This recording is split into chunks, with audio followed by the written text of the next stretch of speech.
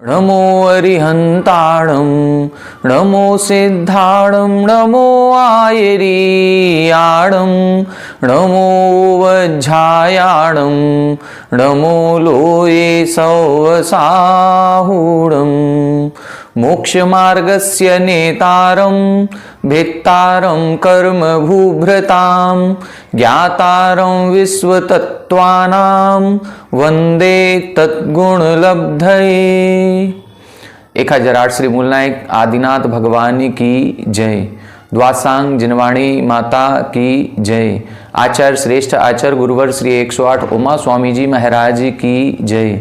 आचार्य श्रेष्ठ आचार्य गुरुवर श्री 108 पूज्यपाद स्वामी जी महाराज की जय। आचार्य श्रेष्ठ आचार्य गुरुवर श्री 108 विद्यासागर जी महाराज की जय। तीर्थ चक्रवर्ती जगत पूज्य निर्यापक श्रमण मुनि पुंगव श्री 108 सुधा सागर जी महाराज की जय। समस्त मुनि संघ की जय। आलोक मोदी स्वाध्याय सुधा यूट्यूब चैनल पर आप सभी दर्शकों का एक बार पुनः हार्दिक स्वागत, हार्दिक अभिनंदन। श्री सरवार सिद्धि ग्रंथराज की स्वाध्याय श्रृंखला में हम सभी का जो 9वें अध्याय के अंतर्गत 12 तपों का विवेचन चल रहा है, उन 12 तपों में भी जो ध्यान तप का विस्तार से वर्णन हम सभी लोग इस ग्रंथ में पढ़ रहे हैं, उसमें शुक्ल ध्यान का वर्णन हमने पूर्व कक्षा में प्रारंभ किया था। आर्त ध्यान, रौद्र ध्यान और धर्म ध्यान, इन तीनों ध्यानों के जो 4 भेद बताए गए थे, उनके स्वरूप को हमने समझ लिया था। पूर्व कक्षा में हमने शुक्ल ध्यान पर चर्चा करना प्रारंभ किया था। शुक्ल ध्यान के भी 4 भेद किए जाते हैं: पृथक्त्व वितर्क, एकत्व वितर्क, सूक्ष्म क्रिया प्रतिपाति और व्युपरत क्रिया निवर्ति। इन चारों ध्यानों में जो प्रारंभ के 2 शुक्ल ध्यान हैं, ये पूर्व विद के होते हैं, अर्थात तो श्रुत ज्ञानियों के होते हैं, और जो अंत के 2 ध्यान हैं, ये केवल ज्ञानियों के होते हैं। श्रुत ज्ञानियों के जो गुण स्थान होते हैं, यदि मुनिराजों की बात करें तो वो 6वें गुण स्थान से 12वें गुण स्थान तक पाए जाते हैं, और शुक्ल ध्यान की बात करें तो शुक्ल ध्यान 8वें गुण स्थान से प्रारंभ होता है। 7वें गुण स्थान तक धर्म ध्यान है, 7वें गुण स्थान के ऊपर 8वें गुण स्थान से शुक्ल ध्यान प्रारंभ होता है। तो श्रुत ज्ञानियों के ये 2 शुक्ल ध्यान होते हैं, मतलब 8वें, 9वें, 10वें, 11वें और 12वें। ये जो 5 गुण स्थान हैं, इन 5 गुण स्थानों में 2 शुक्ल ध्यान होते हैं। फिर जो बचे हुए 2 शुक्ल ध्यान हैं, वो 13वें और 14वें में होते हैं। तीसरा शुक्ल ध्यान 13वें गुण स्थान में संयोग केवली के, और चौथा शुक्ल ध्यान अयोग केवली के 14वें गुण स्थान में होता है। जो प्रारंभ के 2 शुक्ल ध्यान हैं, ये उपसम श्रेणी और छपक श्रेणी दोनों ही श्रेणी में हो सकता है। उपसम श्रेणी में यदि होगा तो 8वें, 9वें और 10वें गुण स्थान में पहला शुक्ल ध्यान होगा, 11वें गुण स्थान में दूसरा शुक्ल ध्यान होगा। यदि छपक श्रेणी में कोई मुनिराज हैं तो वो 8वें, 9वें और 10वें गुण स्थान में पहला शुक्ल ध्यान करेंगे, 12वें गुण स्थान में दूसरा शुक्ल ध्यान होगा। इस प्रकार से 8 से 10 तक पहला शुक्ल ध्यान होता है। उपसम श्रेणी की अपेक्षा 11वें में दूसरा है, छपक श्रेणी की अपेक्षा 12वें में दूसरा है। 13वें गुण स्थान में तीसरा और 14वें गुण स्थान में चौथा शुक्ल ध्यान होता है। इन सभी का कार्य क्या है, ये अपन को आज की टीका में इसमें पढ़ना है। इन चारों ही शुक्ल ध्यानों में हमने बताया प्रारंभ के 2 शुक्ल ध्यान श्रुत ज्ञानियों के होते हैं। तो इन 2 शुक्ल ध्यानों की और भी कुछ विशेषताएं बताई गई थी कि ये दोनों शुक्ल ध्यान एक आश्रयी, अर्थात एक ही आश्रय वालों के पाए जाते हैं, मतलब श्रुत ज्ञानियों के होते हैं। जो अंत के 2 शुक्ल ध्यान हैं वो केवल ज्ञानियों के हैं। जो प्रारंभ के 2 शुक्ल ध्यान हैं वो वितर्क और विचार से सहित कहे गए। दोनों भी शुक्ल ध्यान वितर्क से भी सहित और विचार से भी सहित। तुरंत एक और सूत्र लिखा था अविचारम द्वितीयम, जिसमें यह बताया गया था कि जो दूसरा शुक्ल ध्यान है वो वितर्क से तो सहित है लेकिन विचार से सहित नहीं है। तो इस प्रकार से जो शुक्ल ध्यान के नाम बनेंगे उनकी विशेषता के अनुसार, तो पहला शुक्ल ध्यान है पृथक्त्व वितर्क विचार, और दूसरे शुक्ल ध्यान का नाम है एकत्व वितर्क अविचार। तीसरा शुक्ल ध्यान सूक्ष्म क्रिया प्रतिपाति। हम सभी लोग बोलते यही हैं सूक्ष्म क्रिया प्रतिपाति, लेकिन जब इसका अपन विच्छेद करेंगे और वास्तविक शाब्दिक अर्थ निकालेंगे तो निकलता है सूक्ष्म क्रिया अप्रतिपाति। क्रिया के बाद जो प्रतिपाति लिखा है तो यहां संधि हुई है, सूक्ष्म क्रिया अप्रतिपाति। यहां पर प्रतिपात शब्द नहीं है, अप्रतिपात शब्द है। और चौथे शुक्ल ध्यान का नाम है व्युपरत क्रिया निवर्ती अथवा समुच्छिन्न क्रिया निवर्ती। ये दोनों भी नाम मिलते हैं। आचार्य उमा स्वामी जी ने जो सूत्र लिखा उसमें व्युपरत क्रिया शब्द लिखा। जो अपन टीका पढ़ेंगे तो उस टीका में समुच्छिन्न क्रिया निवर्ती ये शब्द मिला है।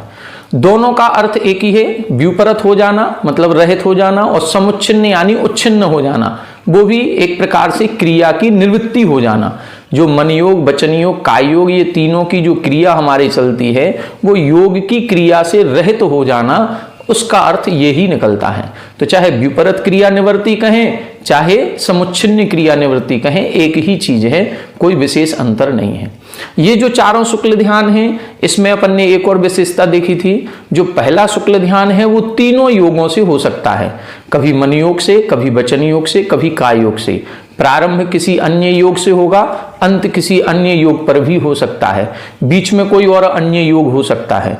लेकिन जो दूसरा शुक्ल ध्यान है वो किसी एक योग में ही होगा। वो कौन सा योग होगा? वो कोई भी हो सकता है, मन योग भी हो सकता, वचन योग भी हो सकता, काय योग भी हो सकता। लेकिन शर्त यह है कि जो भी होगा वो प्रारंभ से लेके अंत तक वही रहेगा, उसमें बदलन या परिवर्तन नहीं होगा। तीसरा जो शुक्ल ध्यान है इसके लिए निश्चित कर दिया कि ये एक ही योग से होगा, वो भी काय योग में ही होगा, अन्य योग में नहीं होगा। और चौथा शुक्ल ध्यान अयोगियों के होता है, योग रहित अवस्था में होता है। वितर्क और विचार की बात अपनी चल रही थी। वितर्क किसे कहते हैं? तब इधर इन्होंने बताया था कि श्रुत ज्ञान को वितर्क कहते हैं, जहां पर विशेष प्रकार की तर्कणा ऊहापोह होता है उसे हम वितर्क कहते हैं। विचार किसे कहते हैं इसको अपन को समझना है। कल हमने सामान्य से आपको बताया था कि विचार का मतलब होता है परिवर्तन, संक्रांति। किसमें संक्रांति? अर्थ, व्यंजन और योग। अर्थ का मतलब पदार्थ, व्यंजन का मतलब शब्द, और योग का मतलब मन योग, वचन योग, काय योग। तो पदार्थ में जिस पदार्थ का हम ध्यान कर रहे हैं उस पदार्थ के स्वरूप में परिवर्तन हो सकता है। कभी द्रव्य का चिंतन करें, कभी पर्याय का चिंतन करें। व्यंजन में कभी ह्रीम बीजाक्षर का ध्यान कर रहे थे, कभी ओम का करने लगे, कभी क्लीम का करने लगे, कभी एम का करने लगे। ये बीजाक्षरों का ध्यान भी किया जाता है, तो हो सकता है इन व्यंजन में कोई परिवर्तन हो जाए। तीसरा है योग में परिवर्तन, मन योग, वचन योग, काय योग। ये तीनों योगों में जो परिवर्तन होता है वो योग परिवर्तन से लिया गया है। आइए देखें आज अपन को विचार शब्द से क्या अर्थ है और शुक्ल ध्यान क्या कहलाता है, इनकी क्या परिभाषाएं हैं, वो आज की टीका में अपन को पढ़ने में मिलेगा। पेज नंबर 359 पर उत्थानिका 905 सूत्र नंबर 44 अपन को देखना है। देखें, अथ को विचारः। यहां पर जब दो शब्द लिखे थे कि एकाश्रये सवितर्क विचारे पूर्वे, जो प्रारंभ के दो शुक्ल ध्यान हैं वो वितर्क और विचार से सहित होते हैं। तो वितर्क क्या कहलाता है इसको लिखा था सूत्र 43 में, वितर्कः श्रुतम। विचार क्या है ये अब इधर बता रहे हैं, अथ को विचारः। विचार किसे कहते हैं? तब सूत्र लिखा विचारोर्थ व्यंजन योग संक्रांति। विचारोर्थ व्यंजन योग संक्रांति।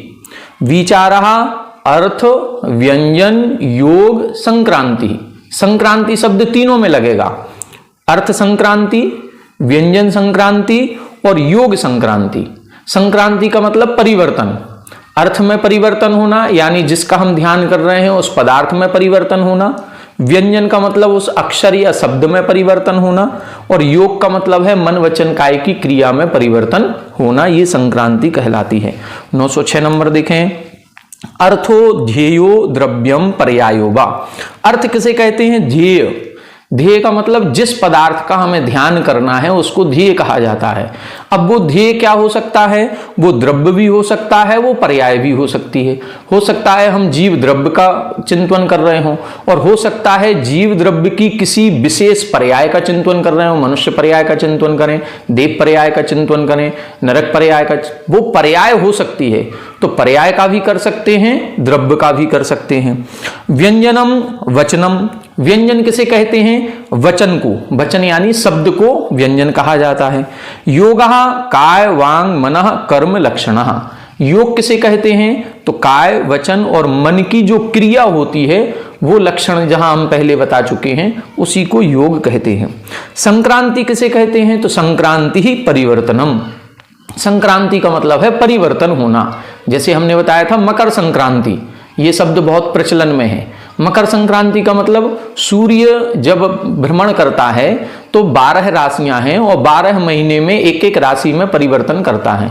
तो जब सूर्य धनु राशि से मकर राशि में आता है तो उसको हम मकर संक्रांति कहते हैं। इस प्रकार से मकर संक्रांति फेमस है, प्रसिद्ध है, हम सब लोग जानते हैं, क्योंकि वो उत्तरायण होता है उस समय सूर्य। लेकिन बाकी अन्य भी संक्रांति होती हैं, धनु संक्रांति भी होगी, कुंभ संक्रांति भी होगी, मीन संक्रांति भी होगी, तो सभी राशियों में होती है, लेकिन ये मकर संक्रांति फेमस हो गया। इसी तरह से यहां पर भी संक्रांति लगाना है। संक्रांति का मतलब परिवर्तन। द्रव्यम विहाय पर्यायम उपैति, पर्यायम त्यक्त्वा द्रव्यम इत्यर्थः संक्रांति।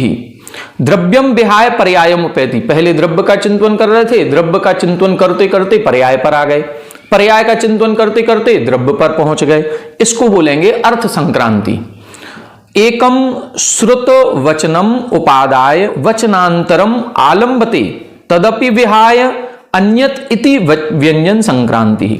एकम श्रुत वचनम उपादाय, पहले एक श्रुत वचन को हमने ग्रहण किया, ओम को ग्रहण किया, ओम पर चिंतन कर रहे थे, लेकिन उसके बाद वचनांतरम आलंबते, फिर ओम को छोड़ करके हम ह्रीम पर आ गए, फिर तदपि विहाय अन्यतिथि, फिर ह्रीम को छोड़ करके क्लीम पर आ गए।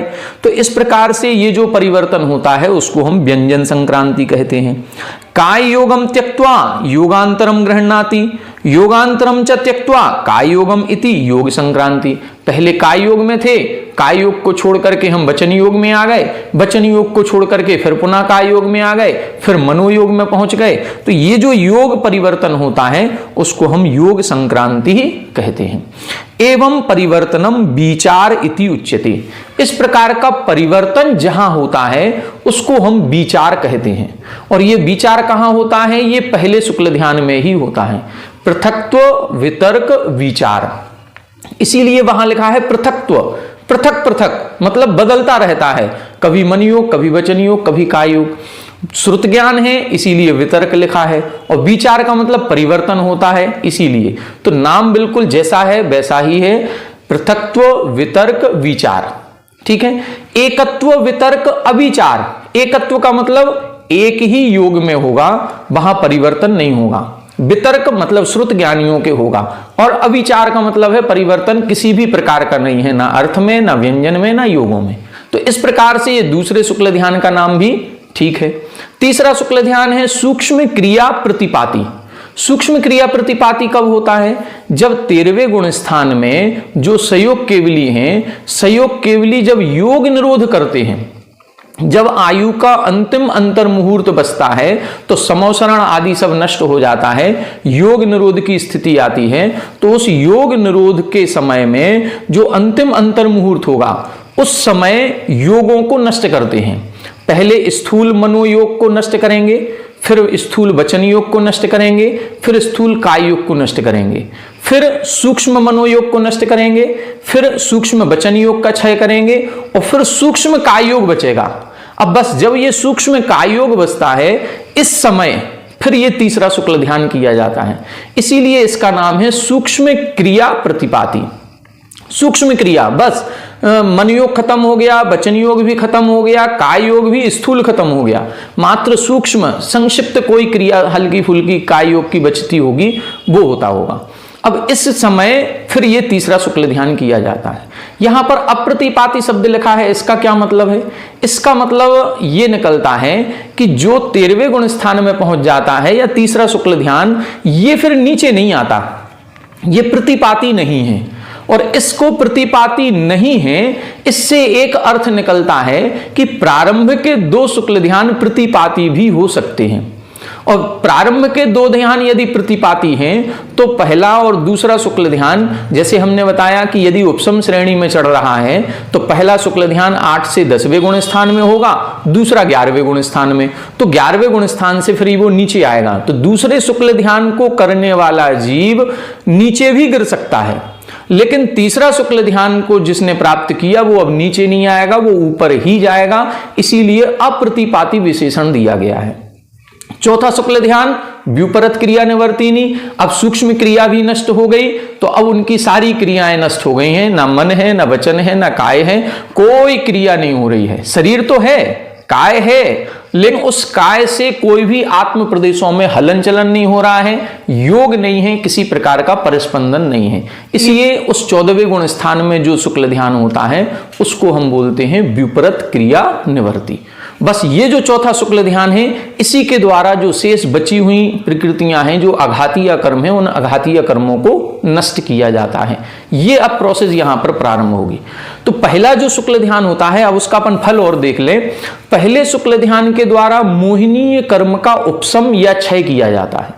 8, 9, 10वें गुण स्थान में है, तो यदि उपशम श्रेणी चढ़ेंगे तो जो चारित्र मोहिनी कर्म की प्रकृतियां हैं उनका उपशम करेंगे, और यदि छपक श्रेणी आरोहण कर रहे हैं तो उन प्रकृतियों का क्षय करेंगे।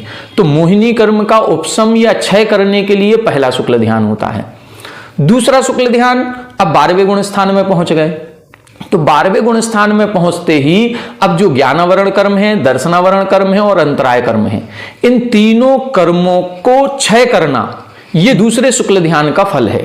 दूसरे शुक्ल ध्यान के द्वारा इन 3 घातीय कर्मों का क्षय किया जाता है। तीसरे शुक्ल ध्यान के द्वारा क्या होता है?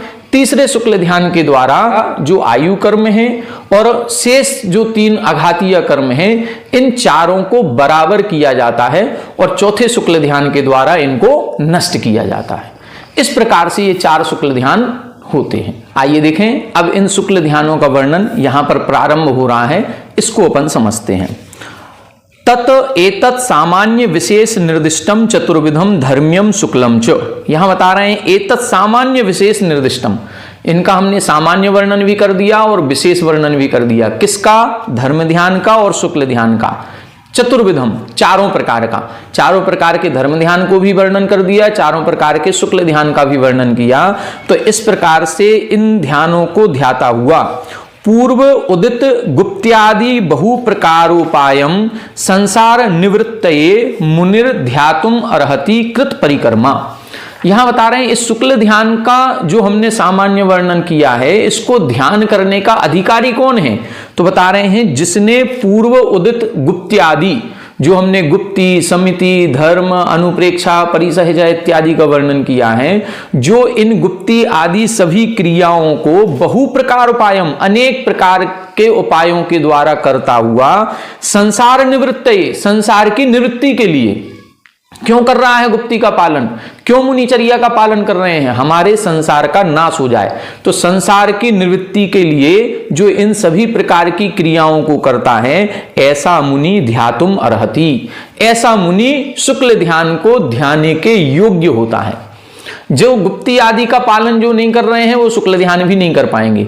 तो ऐसे मुनि जो संसार का नाश करने के लिए दृढ़ संकल्पित हैं और जो गुप्ती आदि जितने भी संवर के मार्ग बताए हैं उन सभी मार्गों को करते हुए कृत परिक्रमा, कृत परिक्रमा का मतलब ये सभी क्रियाओं को जो कर चुके हैं, ऐसे मुनि उस ध्यान को करने के योग्य होते हैं।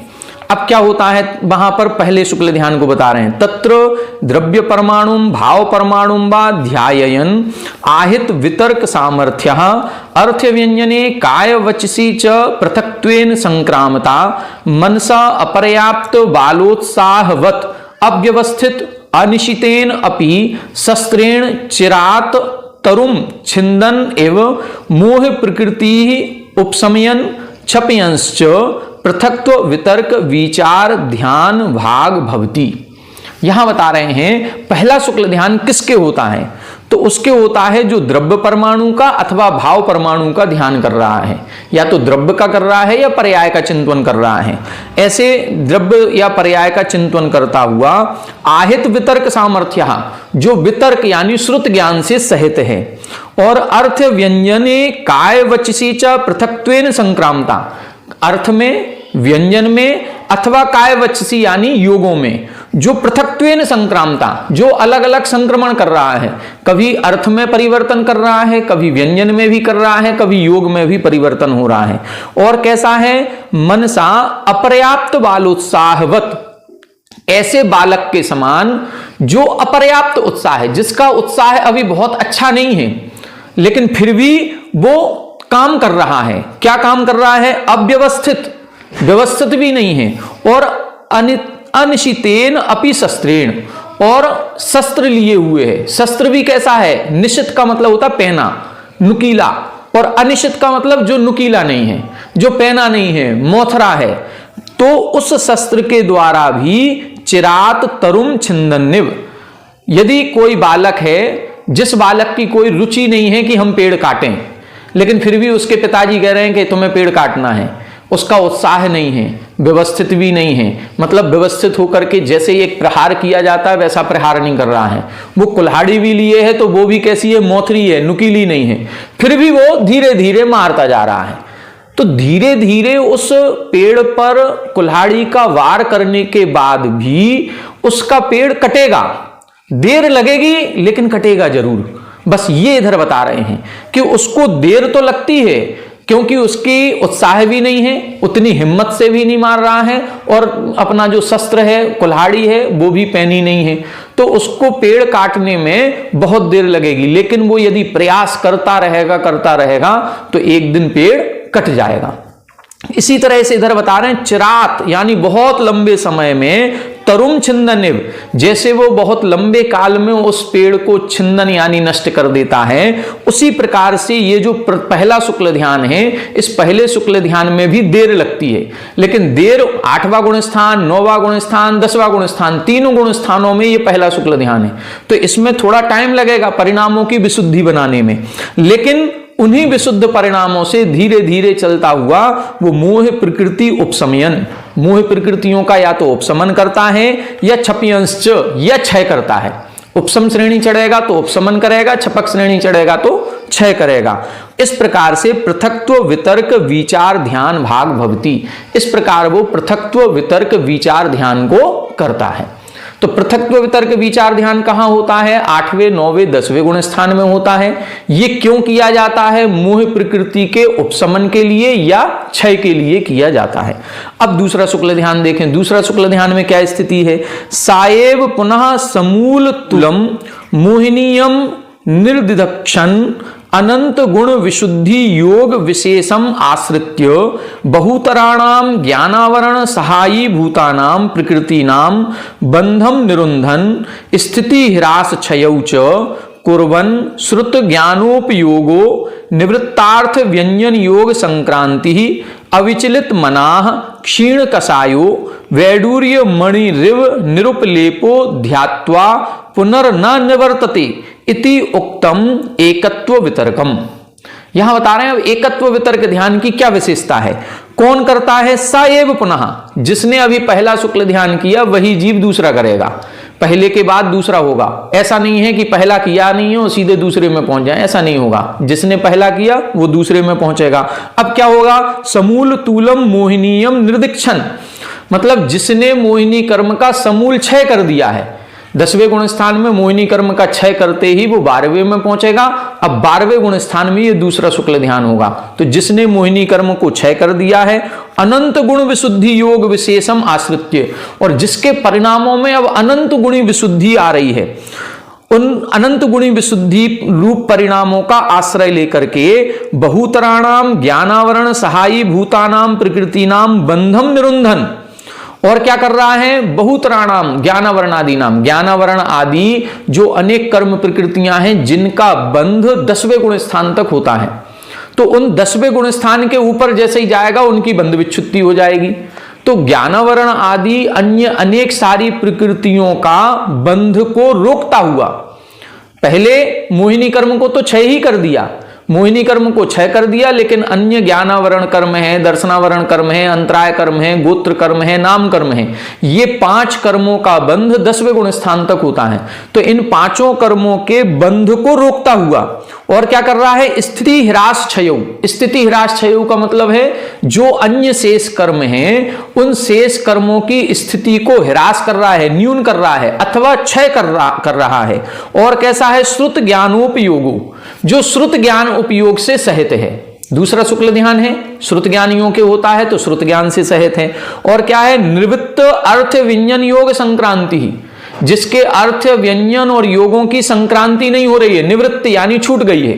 दूसरा शुक्ल ध्यान है विचार से रहित होता है, और विचार से रहित होगा तो यह संक्रांति उसके नहीं होगी।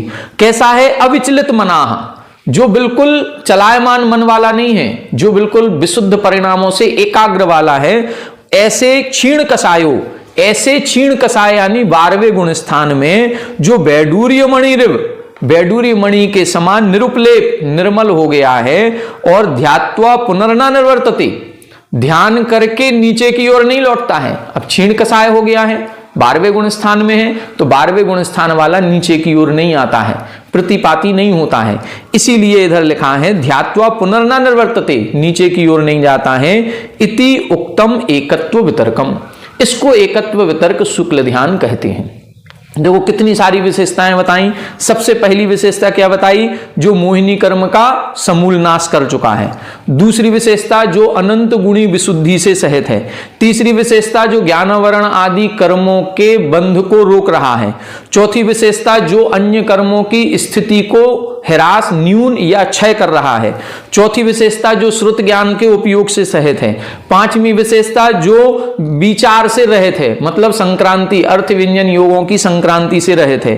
फिर उसके आगे विशेषता बताई जो अविचलित मना है, मतलब जिसका मन एकाग्र हुआ है, जो क्षीण कसाय है, 12वें गुण स्थान में स्थित है, बैडूर्य मणि के समान निर्मल है, और ध्यान करने के बाद वो नीचे की ओर नहीं आता है। ऐसा एकत्व वितर्क शुक्ल ध्यान होता है। तो ये दूसरे शुक्ल ध्यान की विशेषता। अब इस दूसरे शुक्ल ध्यान के द्वारा क्या होता है, इस दूसरे शुक्ल ध्यान के द्वारा 3 घातीय कर्मों का नाश किया जाता है, ज्ञानावरण का, दर्शनावरण का और अंतराय कर्म का। आगे देखें, अब तीसरे शुक्ल ध्यान की बात कर रहे हैं, उसकी क्या विशेषता है। एवं एकत्व वितर्क शुक्ल ध्यान वैश्वानर निर्दग्ध घाती कर्मेंधन प्रज्वलित केवल ज्ञान गभस्ति मंडलो मेघ पंजर निरोध निर्गत इव घर्म रश्मिर्वा भासमानो भगवान तीर्थंकर इत्रोवा केवली लोकेश्वराणाम अभिगमनीयो अर्चनीय च उत्कर्षेण आयुषः पूर्व कोटिम देशोनाम बिहरति। क्या होगा, अब जिसने एकत्व वितर्क शुक्ल ध्यान कर लिया, दूसरा शुक्ल ध्यान, अब क्या होगा, उसके 3 घातीय कर्म नष्ट हो गए। अब जब 3 घातीय कर्म नष्ट हो जाएंगे तो केवल ज्ञान प्रकट हो जाएगा, तीर्थंकर बन जाएंगे, अरिहंत अवस्था को प्राप्त करेंगे, अनंत चतुष्टय प्रकट होगा। अब उसी की बात कर रहे हैं। एवं एकत्व वितर्क शुक्ल ध्यान वैश्वानर, मतलब एकत्व वितर्क शुक्ल ध्यान रूपी अग्नि के द्वारा निर्दग्ध घाती कर्मेंधना, जिसने घातीय कर्मों को जला दिया है और क्या कर दिया है, प्रज्वलित केवल ज्ञान गभस्ति मंडलो, और जिसके केवल ज्ञान रूपी सूर्य की किरणों का समूह प्रकट हुआ है। और मेघ पंजर निरोध निर्गतिव, जो मेघ पंजर यानी बादलों का जो समूह था, उस बादलों के समूह को हटा करके, ज्ञानावरण कर्म बादलों के समान है, तो बादलों को हटा करके, ज्ञानावरण कर्म को नष्ट करके, जैसे सूर्य निकलता है बादलों की ओट में से, जब सूर्य बाहर आता है तो उसकी पूरी किरणें, पूरा प्रकाश एक साथ प्रकाशमान होता है, उसी तरह से घर्म रश्मिर्वा, घर्म का मतलब सूर्य की रश्मि यानी किरणों के समान, भासमानो जो शोभायमान हो रहा है, प्रज्वलित हो रहा है, दीप्तमान हो रहा है, ऐसा भगवान तीर्थंकर इत्रोवा केवली, ऐसा भगवान जो तीर्थंकर हैं अथवा सामान्य केवली हैं, और लोकेश्वराणाम अभिगमनीयो, जो संपूर्ण लोक के ईश्वर यानी इंद्र आदि के द्वारा अभिगमनीय हैं, जिस पद को वो इंद्र भी चाहते हैं, जिनकी वो पूजा करते हैं, अर्चनीय। ऐसे तीर्थंकर पद की पूजा कौन करता है, सबसे ज्यादा इंद्र करते हैं, तीनों लोकों के द्वारा जो अभिवंदनीय होते हैं, ऐसे उत्कर्षेण आयुषः पूर्व कोटिम देशो नाम बृहति। अब वो क्या करेंगे, दूसरा शुक्ल ध्यान होने के बाद जब अनंत चतुष्टय प्रकट हो गया, तीर्थंकर बन गए या अरिहंत केवली बन गए, जिनके केवल ज्ञान प्रकट हो गया है, अब वो उत्कर्ष से पूर्व कोटिम देशो नाम बृहति, पूर्व कोटि में देशोन मतलब कुछ कम एक पूर्व कोटि तक इस संसार में परिभ्रमण करेंगे। कितना, ये कहा गया है कि 8 वर्ष अंतर मुहूर्त की अवस्था में केवल ज्ञान प्रकट हो सकता है। तो 8 वर्ष अंतर मुहूर्त की अवस्था में यदि किसी को ये 13वां गुण स्थान हो गया, 2 शुक्ल ध्यान उसने कर लिए, तो अब वो 8 वर्ष अंतर मुहूर्त कम 1 पूर्व कोटि तक इस संसार में भ्रमण करेगा। कैसे भ्रमण करेगा? तीर्थंकर बन करके, समोसरण उसका जगह जगह जगह जगह लगता रहेगा। तो अब ये स्थिति चलेगी। अभी तीसरा शुक्ल ध्यान नहीं करेंगे, अभी तो पूरी 1 पूर्व कोटि तक वो उनको विहार करना है, समोसरण लगता रहेगा। इसके बाद स यदा अंतर मुहूर्त शेष आयुष्क, जब उसकी आयु अंतर मुहूर्त बचेगी, पूरी आयु तक तो वो विहार करेंगे, समोसरण लगता रहेगा, लेकिन जब आयु कितनी बची? अंतर मुहूर्त मात्र बचेगी। और तत्तुल्य स्थिति वेद्य नाम गोत्रश्च, और उसी के समान, आयु कर्म के समान ही यदि वेदनी कर्म की, नाम कर्म की, गोत्र कर्म की स्थिति भी अंतर मुहूर्त है, तब तदा सर्व वांग मनस योगम बादर काय योगम च परिहाप्य सूक्ष्म काय योग अवलंबन। सर्व वांग मनस योगम, सभी प्रकार के वचन योग को, सभी प्रकार के मन योग को, और वादर काय योगम और स्थूल काय योग को परिहाप्य यानी छोड़ करके। हमने बताया पहले स्थूल मनोयोग को खत्म करते हैं, फिर स्थूल वचन योग का नाश करेंगे, फिर स्थूल काय योग का नाश करेंगे, फिर सूक्ष्म मनोयोग का नाश करेंगे, फिर सूक्ष्म वचन योग का करेंगे, फिर सूक्ष्म काय योग में आएंगे। तो मनोयोग पूरा खत्म, वचन योग पूरा खत्म, और स्थूल काय योग भी नाश हो गया। केवल क्या बचा? अब सूक्ष्म काय योग आलम्बन। केवल सूक्ष्म काय योग का आलम्बन लेते हैं, तब जाकर के सूक्ष्म क्रिया प्रतिपाति ध्यानम आस्कंदतिम अर्हति, तब तीसरा शुक्ल ध्यान करने के योग्य हो जाते हैं। तब तीसरा शुक्ल ध्यान होता है। योग निरोध होने के बाद अंतिम अंतर मुहूर्त में यह तीसरा शुक्ल ध्यान होता है। अब देखें, यदा पुनः अंतर मुहूर्त शेष आयुष्क ततो अधिक स्थिति शेष कर्म त्रयो भवति सयोगी तदात्मोपयोग अतिशयस्य सामायिक सहायस्य विशिष्टकरणस्य महासंवरस्य लघु कर्म परिपाचनस्य शेष कर्म रेणु परिशातन शक्ति स्वभावात् दंड कपाट प्रतर लोक पूर्णानि स्वात्म प्रदेश विसर्पणतः चतुर्भिः समयहि कृत्वा पुनरपि तावद्भिः एव समयहि समुपहत प्रदेश विसरणः समीकृत स्थिति शेष कर्म चतुष्टयः पूर्व शरीर प्रमाणो भूत्वा सूक्ष्म काय योगेन सूक्ष्म क्रिया प्रतिपाति ध्यानम ध्यायति। अब यहां पर ये बता रहे हैं कि एक स्थिति तो इधर पर ये बनेगी कि जब आयु कर्म अंतर मुहूर्त था तो शेष कर्मों की स्थिति भी अंतर मुहूर्त थी, तो फिर इधर कुछ भी नहीं किया, सीधा तीसरा शुक्ल ध्यान कर लिया। लेकिन दूसरी स्थिति ये हो सकती है कि किसी केवली भगवान के आयु तो अंतर मुहूर्त बची, लेकिन नाम कर्म, वेदनी कर्म, गोत्र कर्म की स्थिति ज्यादा है, तो अब उस स्थिति को कम करने के लिए पहले केवली समुद्घात करेंगे। केवली समुद्घात के द्वारा 8 समय लगते हैं। दंड, कपाट, प्रतर और लोक पूरण, ये 4 अवस्थाएं होती हैं। चारों अवस्थाओं में ये केवली समुद्घात के द्वारा उन शेष 3 कर्मों की स्थिति को भी अंतर मुहूर्त कर देते हैं। फिर उसके बाद तीसरा शुक्ल ध्यान करेंगे तो उसमें इन चारों कर्मों की स्थिति समान हो जाती है। तो वो इसी का वर्णन यहां पर कर रहे हैं कि यदा पुनः अंतर मुहूर्त शेष आयुष्कः, जब आयु तो अंतर मुहूर्त बची है, लेकिन ततो अधिक स्थिति शेष कर्मत्रयो, लेकिन उससे अधिक 3 कर्मों की स्थिति अधिक है। सहयोगी तदात्मोपयोग अतिशयस्य, तब वो सहयोगी केवली विशेष आत्मोपयोग में स्थित होते हैं, सामायिक में लीन होते हैं, विशिष्ट करणस्य, विशेष प्रकार के परिणामों से सहित होते हैं, महासंवर करने वाले होते हैं, लघु कर्म परिपाचनस्य, और बहुत थोड़े से कर्मों का उनके उदय रहता है, अन्य कर्मों का तो क्षय ही कर दिया। और क्या करते हैं? शेष कर्म रेणु परिशातन शक्ति स्वभावात्, जो शेष कर्म बचे हैं आघातीय कर्म, उनकी शक्ति को खत्म करने के लिए, नष्ट करने के लिए दंड, कपाट, प्रतर, लोक पूर्णानि, ये 4 अवस्थाएं केवली समुद्घात की होती हैं। इन चारों अवस्थाओं में स्वात्म प्रदेश विसर्पणतः अपने आत्म प्रदेशों को फैलाएंगे। दंड में दंडवत फैलते हैं, कपाट में दरवाजे के समान इस तरह से फैलेंगे और प्रतर में सारे तीनों लोकों में फैलते हैं बातवलियों को छोड़ करके, और लोक पूरण में संपूर्ण बातवलियों में भी संपूर्ण लोक में आत्म प्रदेश फैल जाते हैं। तो चतुर्वी समयहि कृत्वा, 4 समयों के द्वारा ये सारी स्थिति करते हैं। पुनरपि तावद भी एव समयहि, फिर उन्हीं पुनः 4 समयों के द्वारा समुपहृत विषय प्रदेश विसरणः, जो अभी आत्म प्रदेशों को फैलाया था उनको फिर 4 समयों के द्वारा संकुचित करते हैं। समीकृत स्थिति शेष कर्म चतुष्टया पूर्व शरीर प्रमाणु भूत्वा, उन शेष 3 कर्मों की स्थिति को अंतर्मुहूर्त करके अपने शरीर में ही समाहित हो जाते हैं। और फिर सूक्ष्म काय योगेन सूक्ष्म क्रिया प्रतिपाती ध्यानम ध्यायति, फिर उसके बाद सूक्ष्म क्रिया प्रतिपाती ध्यान को करते हैं। कुल मिलाकर के यदि 4 कर्मों की स्थिति अंतर्मुहूर्त है तो सीधा तीसरा शुक्ल ध्यान करेंगे।